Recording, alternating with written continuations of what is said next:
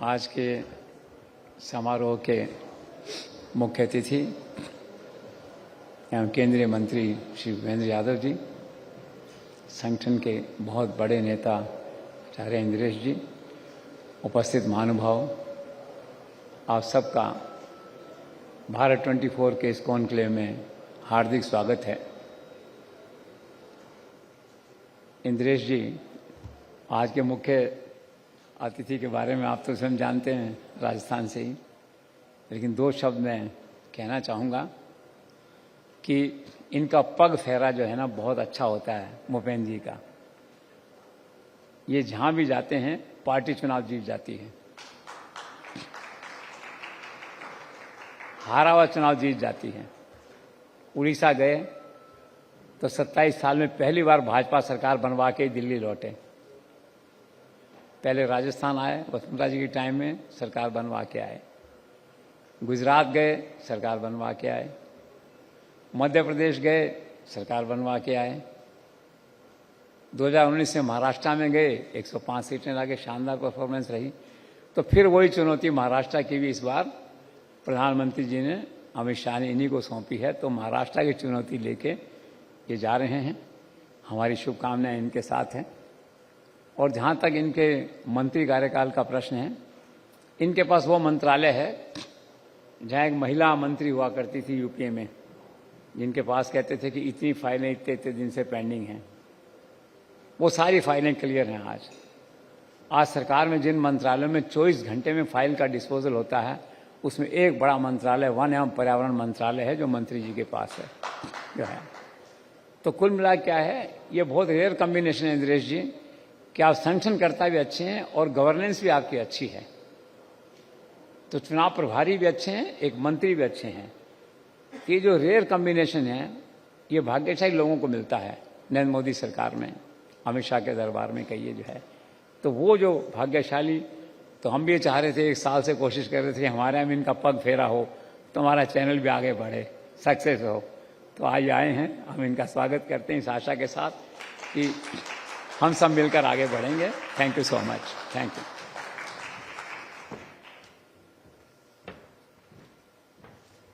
Thank you so much sir. और जोरदार तालियां केंद्रीय मंत्री भूपेंद्र यादव जी के लिए। बीजेपी के मिस्टर भरोसेमंद, लकी मैन के तौर पर भी इनकी पहचान है। और इस सत्र के संचालन के लिए मैं बुलाना चाहूंगी भारत 24 की पॉलिटिकल एडिटर आदिति नागर को। एक बार जोरदार तालियां। किस तरीके से लगातार सरकार आगे बढ़ रही है और एक अहम जिम्मेदारी है भूपेंद्र यादव जी के पास, कैसे वो इसका निर्वहन कर रहे हैं, ये तमाम सवाल ये मंच पूछेगा। आदिति जी, ओवर टू यू। सर नमस्कार, आपका बहुत बहुत स्वागत है। Thank you so much sir. और जोरदार तालियां केंद्रीय मंत्री भूपेंद्र यादव जी के लिए। बीजेपी के मिस्टर भरोसेमंद, लकी मैन के तौर पर भी इनकी पहचान है। और इस सत्र के संचालन के लिए मैं बुलाना चाहूंगी भारत 24 की पॉलिटिकल एडिटर आदिति नागर को। एक बार जोरदार तालियां। किस तरीके से लगातार सरकार आगे बढ़ रही है और एक अहम जिम्मेदारी है भूपेंद्र यादव जी के पास, कैसे वो इसका निर्वहन कर रहे हैं, ये तमाम सवाल ये मंच पूछेगा। आदिति जी, ओवर टू यू। सर नमस्कार, आपका बहुत बहुत स्वागत है। आज जो शख्सियत हमारे साथ मौजूद हैं, उनको परफॉर्मर कहा जाता है। उनको डिलीवरी देने वाले व्यक्ति, नेता की तरह देखा जाता है।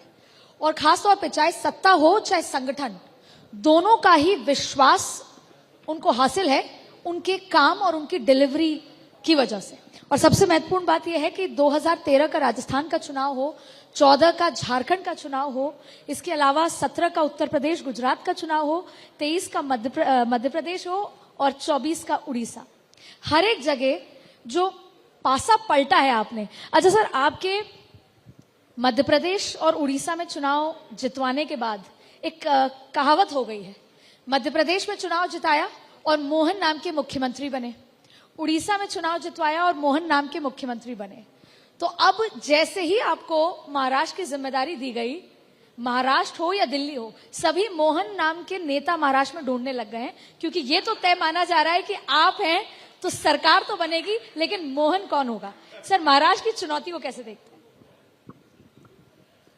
नहीं, महाराष्ट्र चुनाव में हमारी पार्टी एक गठबंधन के साथ जा रही है। ये सच है कि पिछली बार जो बहुमत मिला था वो प्रधानमंत्री नरेंद्र मोदी जी के नेतृत्व में और भारतीय जनता पार्टी और तत्कालीन शिवसेना का जो प्री पोल अलायंस था उसको बहुमत मिला था। लेकिन कुछ घटनाक्रम में हमारे उस अलायंस में चोरी की गई।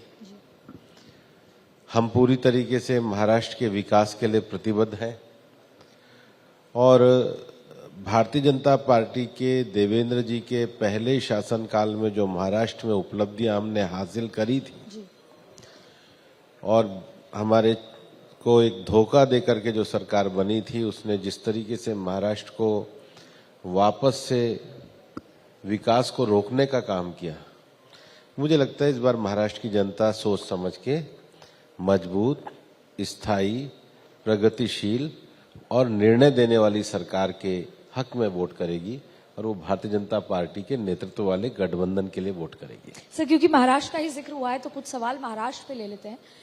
सर, महाराष्ट्र चुनौतीपूर्ण तो है क्योंकि जिस तरह के अभी के नतीजे आए, लेकिन भारतीय जनता पार्टी रणनीति और फोर्स और ग्राउंड पे काम के लिए तैयार है। आप वहां पे सेनापति के रूप में जा रहे हैं।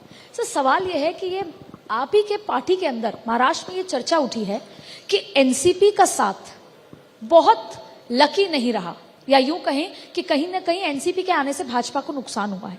तो क्या एनसीपी के मामले में कोई रणनीति में बदलाव? देखो, रणनीति, सेनापति, ये सब भारी भरकम शब्द होते हैं जी। ये पंचलाइन होती है जी। वास्तविकता नहीं होती। भारतीय जनता पार्टी के पास कार्यकर्ताओं की एक समर्पित कार्यकर्ताओं की एक पूरी टीम है। जिला स्तर और नीचे तक संगठन के लिए काम करने वाले लोग हैं। जी। भारतीय जनता पार्टी में नेतृत्व करने वाले प्रधानमंत्री नरेंद्र मोदी जी का यशस्वी नेतृत्व है और हमारे महाराष्ट्र के नेताओं का ट्रैक रिकॉर्ड ऐसा है जिसके कारण उनको समर्थन मिलने वाला है। लकी अनलकी कुछ नहीं होता, राजनीति सेवा और साख पे चलती है। हमारी सेवा करने की क्षमता भी है, लोगों ने देखी भी है और हमारी साख भी सबसे अच्छी है। इस कारण से महाराष्ट्र में हमारी सरकार आएगी। सर, इस बार के लोकसभा चुनाव में जातिगत समीकरण देखने को मिले, जाति पर चुनाव भी हुआ और जाति पर वोटिंग भी हुई। महाराष्ट्र का एक मुद्दा है मराठा आरक्षण, जिसकी आवाज तेज हुई है। वहीं ओबीसी जो वहां के हैं उनको लगता है कहीं उनके उसमें सेंधमारी ना हो जाए। ये एक बहुत बड़ा मुद्दा है जो आपको वहां पर हैंडल करना होगा। इसके पीछे कोई रणनीति तैयार हुई है? कोई जाति आजकल में पैदा हुई है ऐसी चीज थोड़ी होती है जी। इस देश में सदा से रहा है और जाति एक हकीकत भी है। कुछ प्लस पॉइंट भी होते हैं, कुछ माइनस पॉइंट भी होते हैं। चुनाव कोई एक कारण से हारा और जीता नहीं जाता है जी। बहुत सारे कारण होते हैं। उसमें एक कारण जाति भी होता है। उसका एक पक्ष भी है कि सामाजिक रिप्रेजेंटेशन होना ही चाहिए। तो जब भी आप चुनाव की कोई तैयारी करते हैं, चुनाव में जाते हैं, तो सब चीजों को साथ लेकर के जाते हैं। कोई एक चीज से, इस चीज से ये पूरा हो गया, इस चीज से पूरा नहीं हुआ, ऐसा होता नहीं है जी। तो एक पक्ष होता है, उस पर विचार किया जाएगा। सर, क्योंकि भारतीय जनता पार्टी ये कहती है कि हमारे दरवाजे खुले हैं, जिसको आना है वो आ सकते हैं, विचारधारा की बात भी होती है। सवाल ये है कि आप अब महाराष्ट्र के दौरे शुरू करेंगे, तो अगर आपके पुराने साथी उद्धव जी वापस आना चाहें तो क्या उनके लिए दरवाजे खुले हैं? वो भारतीय जनता पार्टी में आएंगे जी। या अलायंस करना चाहे, शिवसेना वापस से आपके साथ अलायंस में आना चाहे, उद्धव जी वाली? प्रजम्पशन के बेस पे इंटरव्यू क्या दे सकते हैं? हमारा गठबंधन स्पष्ट है, हमारा नेतृत्व स्पष्ट है, हम तैयारी कर रहे हैं और हम अपनी तैयारी से आगे बढ़ेंगे। बिल्कुल। सर, नरेंद्र मोदी जी ये कहते हैं, क्योंकि अब हम सरकार और संसद में जो कुछ हुआ उस पर चर्चा करते हैं। नरेंद्र मोदी जी ने अभी जब अपने संसद दल की बैठक ली और उससे पहले भी लगातार ये कहा कि आंकड़े ऊपर नीचे होते हैं, राजनीति में हार जीत चलती है, लेकिन हमारा लक्ष्य फाइनल होना चाहिए। तो मोदी 3.0 में इस तीसरी सरकार में ये समझना चाहेंगे कि सारे मंत्री ज्यादातर चेहरा स्वरूप सेम है, यहां तक कि स्पीकर भी सेम है। तो ऐसे में लक्ष्य वही का वही है जो पहले था, जो 2047 तक का लक्ष्य था या बड़े फैसलों का लक्ष्य था, उसी मजबूती के साथ कैसे देखते हैं? अभी 2047 नहीं आया तो 2047 के लिए लेके तो हम चुनाव लड़े ही थे। जी। चुनाव ही विकसित भारत के लक्ष्य को लेकर लड़ा था। तो लक्ष्य तो निश्चित रूप से भारत को आगे बढ़ाना है। मोदी 2.0 में भारत दुनिया की 5वीं सबसे बड़ी अर्थव्यवस्था बना। अब भारत दुनिया की तीसरी बड़ी अर्थव्यवस्था बनेगा, ये कह करके हम चुनाव में आए थे। देश में करोड़ों की संख्या में गरीबों को गरीबी रेखा से निकाला गया। लोगों को मूलभूत सुविधाएं पहुंचाकर गरीबी रेखा को समाप्त करेंगे और ग्रामीण और शहरी भारत, पूर्वी और पश्चिमी भारत, उस उत्तरी और दक्षिणी भारत, तो पूरे भारत में एक ऐसा विकास करेंगे जो अपनी विरासत पे गर्व करता हुआ दुनिया का नेतृत्व कर सके, और उसके लिए हम लोग काम कर रहे हैं। सर, आपसे एक रणनीति समझना चाहते हैं यहाँ पे कि सब कुछ लगभग वैसा का वैसा, ये 80%, कैबिनेट के चेहरे, मंत्रियों के चेहरे, ये क्यों? इसके पीछे की वजह क्या है? अक्सर ऐसा देखने को नहीं मिलता, क्योंकि भारतीय जनता पार्टी नएपन में या नए लोगों को मौका देने पे विश्वास रखती है। निरंतरता और स्थायित्व होना ही चाहिए, लेकिन नए लोगों को भी बहुत मौका दिया। ऐसा नहीं है कि आपको ऐसा लग रहा हो कि नए लोग नहीं है।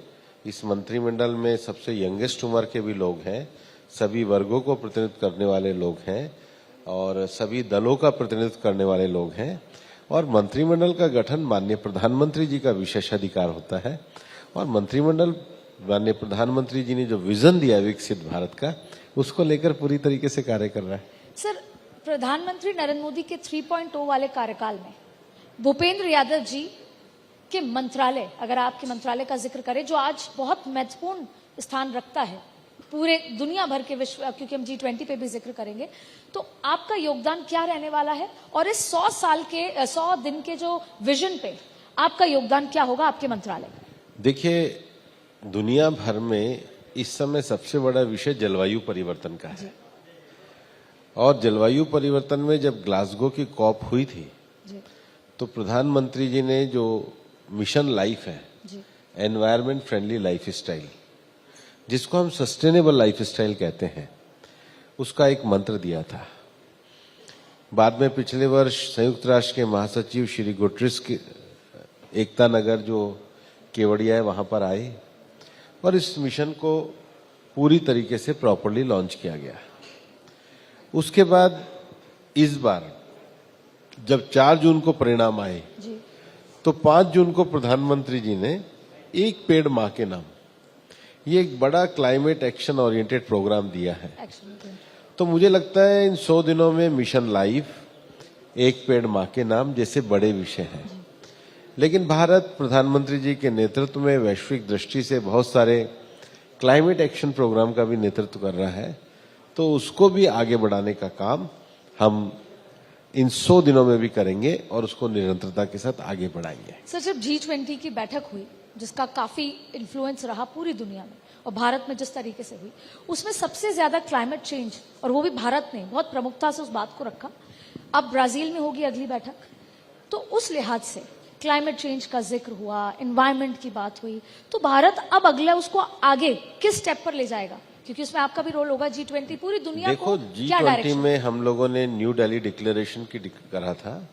दुनिया के बायोलॉजिकल रिसोर्सेज के लिए गांधीनगर रोड मैप हमने तैयार किया था, और उसके बाद एक ग्लोबल फ्यूल अलायंस जिसको हम कहते हैं वो बनाया था। International solar alliance, coalition for disaster resilience infrastructure, leadership for industrial transformation, और सबसे बड़ी बात है बिग कैट अलायंस। ये ऐसे भारत में प्रधानमंत्री जी के नेतृत्व में वैश्विक स्तर पर लेने जाने वाले क्लाइमेट एक्शन प्रोग्राम हैं, जिनको आगे बढ़ाने के लिए भारत प्रतिबद्ध है। और दुनिया में बहुपक्षीय स्तरों पर जो वार्ताएं चलती हैं, उसमें अपने निर्धारित लक्ष्यों को भारत प्राप्त भी करना चाहता है, और क्लीन और ग्रीन अर्थ के लिए हम लोग काम करेंगे।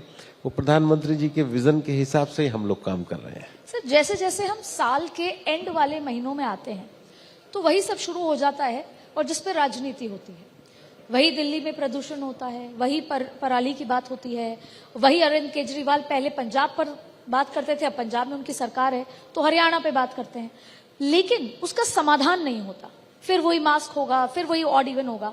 तो ऐसे में स्थिति को सरकार, केंद्र सरकार किस हिसाब से कंट्रोल करेगी? क्योंकि कैपिटल ऑफ इंडिया में इस तरह की स्थिति है।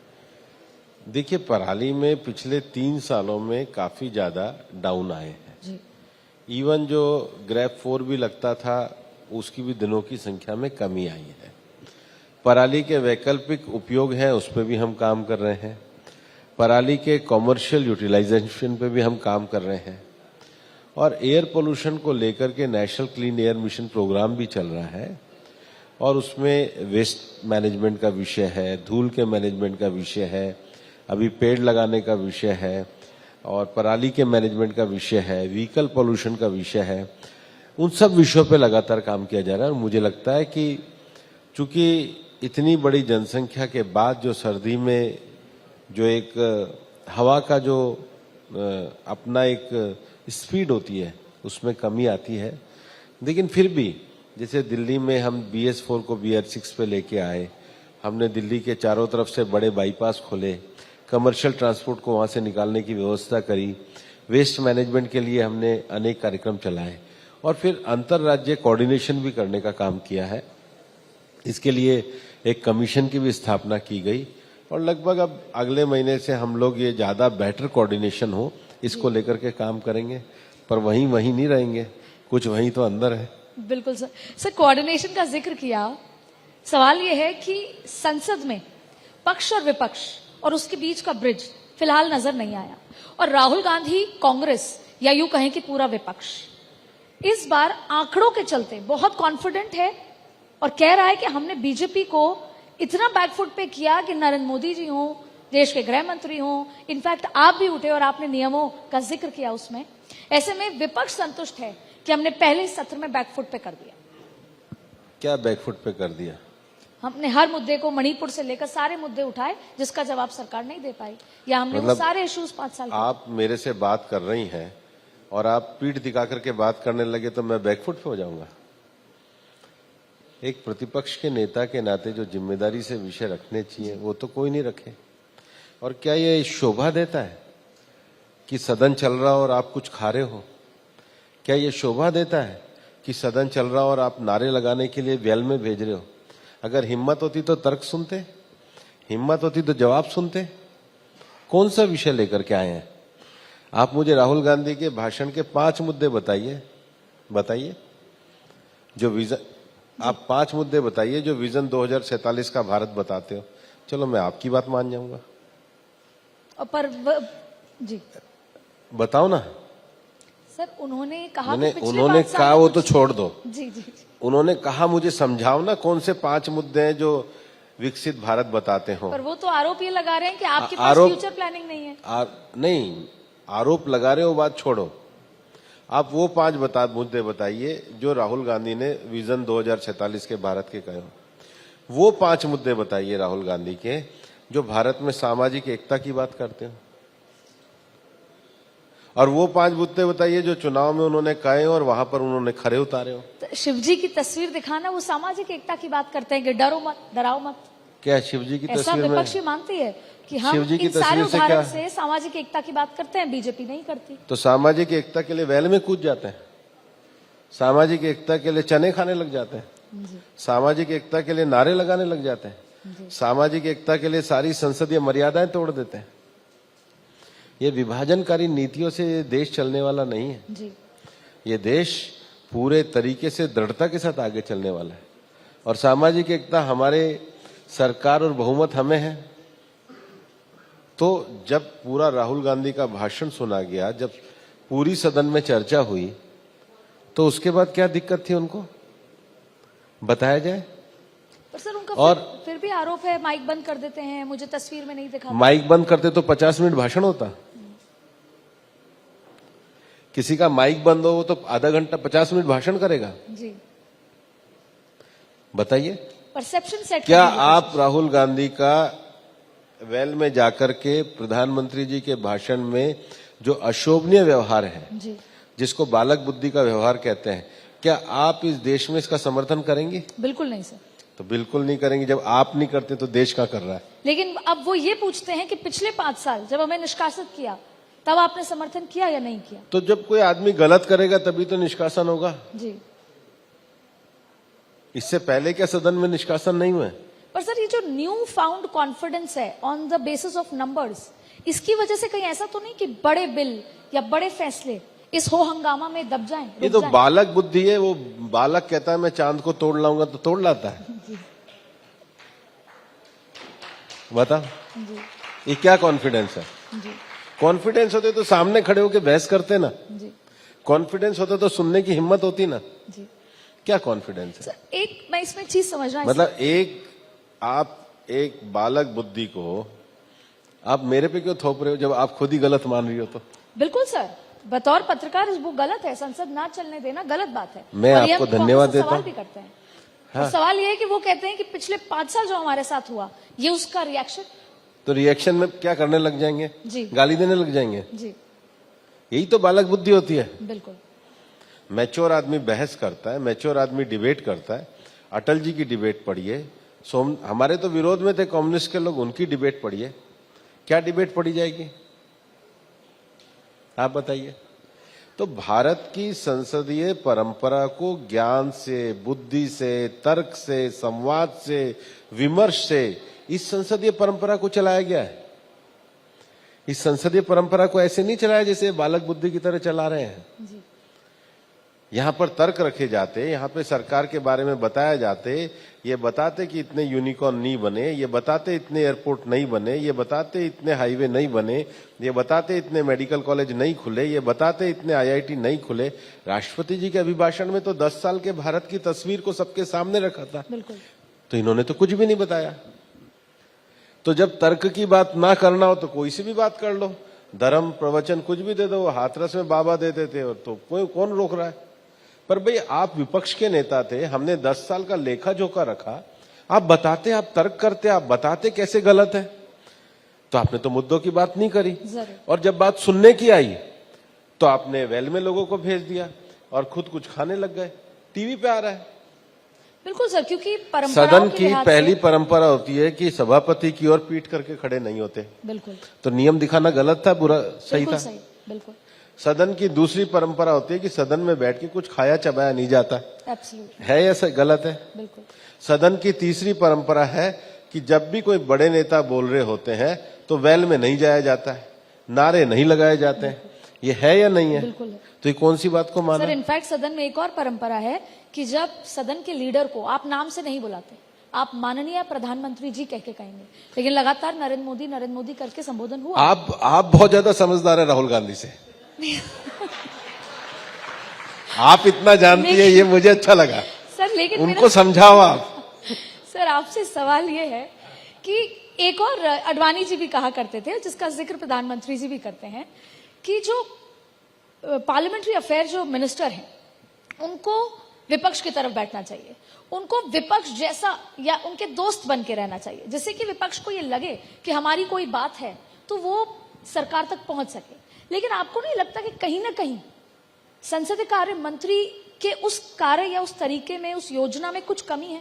विपक्ष अगर अपनी कोई बात रखना चाहे, अगर उस दिन बॉन्ड स्ट्रांग होता तो शायद प्रधानमंत्री जी के भाषण के दौरान उनको कहा जा सकता था कि आप चुप रहिए, सुनिए, आपको मौका दिया जाएगा, या स्पीकर की तरफ से कहीं ना कहीं कोई ब्रिज में कमी हो, ऐसा आपको लगा? अब मैं आपको समझा दूं, जब हाउस चलता है तो बिजनेस एडवाइजरी कमेटी की मीटिंग होती है। जी जी बिजनेस एडवाइजरी कमेटी में हर पार्टी को समय अलॉट किया जाता है। जी तो इनकी पार्टी को भी समय अलॉट किया, जी तो पार्टी के सांसदों को समय कौन देगा? पार्टी का चीफ व्हिप देखा। 2 मणिपुर के सांसद थे, इन्होंने अपने एक को टाइम दिया, उतना टाइम स्पीकर ने बुलवा दिया। अब टाइम के अतिरिक्त टाइम हो तो ये तो इसमें वो भी क्या करेगा? स्पीकर भी और पार्लियामेंट्री अफेयर मिनिस्टर, राइट? हाँ। तो आप समझाओ, कभी कोशिश करो। बिल्कुल सर, हम उम्मीद करते हैं कि अब जब दोबारा सत्र शुरू हो बजट जैसे महत्वपूर्ण, तो बेहतर तरीके से चले, जैसे हम भी अपना काम कर नहीं, पाए। आपको ऐसा उम्मीद भी करिए, ऊपर वाले से प्रार्थना भी करिए कि शिव जी प्रदर्शन की वस्तु ना हो, जीवन में धारण करने की वस्तु हो। जी अहिंसा का अर्थ केवल भाषण नहीं होता है, अहिंसा का अर्थ होता है कि दूसरे के द्वारा दिए गए विषय को धैर्य के साथ सुनना। हिंसा केवल शारीरिक नहीं होती, मानसिक भी होती है। मानसिक हिंसा वही नहीं करते जिनकी स्थिर बुद्धि होती है। स्थिर बुद्धि मिले ऐसी प्रार्थना करो। बिल्कुल सर। सर एक लेकिन आपसे पूछे, जैसे कई बार एक खटाई आ जाती है खाने में, हम भोजन करते हैं, बहुत अच्छा भोजन हो, तो बार बार चाहे अखिलेश यादव हो चाहे राहुल गांधी हो, वो अपने बीच में अयोध्या के सांसद को बिठाते हैं, कोई भी मुद्दा होता है उनको खड़ा करवा देते हैं या उनका जिक्र करते हैं। तो अयोध्या की हार कोई खटाई की तरह काम कर रही है? हमें कोई दिक्कत नहीं, किसी को बैठाओ किसी को खड़ा करो, जी। पर संसद को चलने दो। बिल्कुल सर। सर अब क्योंकि आपसे बात कर रहे हैं तो एक बार आपके इलाके का जिक्र कर लेते हैं, राजस्थान का जिक्र कर लेते हैं, और आज तो बहुत महत्वपूर्ण घटना हुई है तो उसका भी जिक्र करेंगे। लेकिन सबसे इंपॉर्टेंट बात है कि आपके इलाके में, अलवर में, पहली बार ऐसा हुआ और आपने एक अलग रणनीति में खुद जीते। आपके सामने एक यादव उम्मीदवार कांग्रेस ने उतारा, लेकिन उसके बावजूद आपने कहा मैं 36 कौम का नेता हूं, और ये शायद पहली बार हुआ कि यादव कांग्रेस के नेता उतरने के बावजूद भी भाजपा जीती है। इसके पीछे की रणनीति समझिए। नहीं, मैं हमेशा कहता हूं मैं 36 बिरादरी का नेता हूं, और अलवर की जनता ने जो प्यार सम्मान मुझे दिया है, मैं अलवर की जनता को हृदय से धन्यवाद करता हूं। और मैं ये भी कहना चाहता हूं कि अब मैं अलवर के सारे 20 लाख मतदाताओं का सांसद हूं, और मैं सबके विकास के लिए काम कर रहा हूं। क्योंकि आपके मंत्रालय से जुड़े हुए बहुत सारी चीजें, जैसे कि अगर बात करें तो सरिस्का आपके लोकसभा में आता है, वहां पर बागों की संख्या भी कम है, 43 के आसपास। उस सब के कार्य में किस तरीके से आपके मंत्रालय का योगदान होगा और उसका विजन क्या है सर? देखिए, मैंने अलवर में पहले ही कहा है कि मैं पहले दिन से अलवर में विकास के लिए काम करूंगा, और उसके बाद मैंने अलवर में समीक्षा बैठक करी। सबसे पहले पानी के लिए बैठक करी। आज मैं माननीय मुख्यमंत्री जी को मिलने भी जा रहा हूं। दूसरा, जो भिवाड़ी के हमारे इंडस्ट्रियल एरिया में जो बड़ा पानी आता था, उसके एसटीपी के लिए बात करी, उसके लिए भी हम पूरी प्रयास कर रहे हैं। तीसरा, सरिस्का में जो एलिवेटेड रोड है उसके लिए भी हम काम कर रहे हैं। और निश्चित रूप से अलवर में विकास के किसी भी विषय को हम नहीं छोड़ने वाले हैं। विकास के सारे विषयों को लेकर के काम कर रहे हैं, और इसके लिए चाहे जयपुर जाना पड़े, चाहे सब जगह करना पड़े, हम पूरा कोऑर्डिनेशन। आपने भिवाड़ी का भी जिक्र किया, वो पूरा इलाका है जिसमें सबसे ज्यादा प्रदूषण है, इंडस्ट्रीज हैं और सेटअप हो रही हैं। उसके लिए काम कर रहे हैं, वेस्ट के लिए भी काम कर रहे हैं, एसटीपी के लिए भी काम कर रहे हैं, और इन सब विषयों को हम पूरा करेंगे।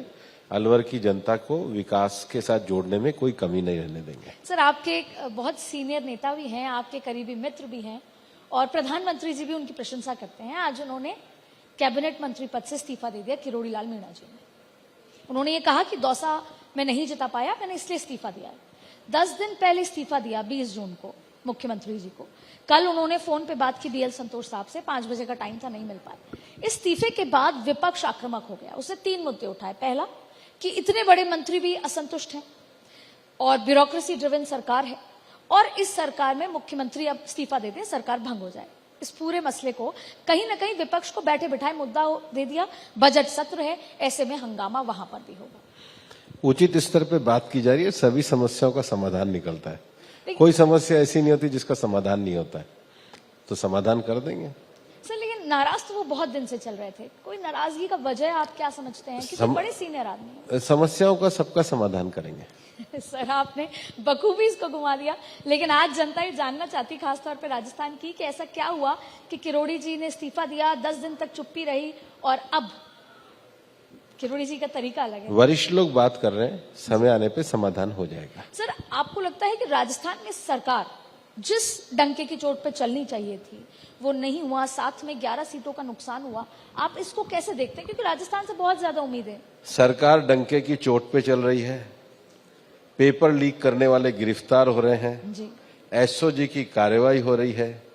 राजस्थान में मुख्यमंत्री जी के आने के बाद ईआरसीपी और यमुना जल जैसे समझौते हुए, सरकार उसके ऊपर भी बहुत मुस्तैदी के साथ कार्य कर रही है।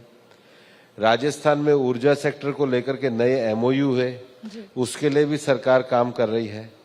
और भजनलाल जी के नेतृत्व में हम राजस्थान में मजबूत सरकार के साथ एक राजस्थान की सेवा करने वाली सरकार लेकर के चल रहे हैं, और कांग्रेस के करे हुए गड्ढे को भर के राजस्थान को विकास के मार्ग। और सर ये आरोप कि ब्यूरोक्रेसी ड्रिवन सरकार है, इसको कैसे देखते हैं? नहीं, ब्यूरोक्रेसी ड्रिवन सरकार तो, ब्यूरोक्रेसी तो सरकार चलाती है, जी। लेकिन सरकार under A able leadership with political vision, with political commitment के साथ है।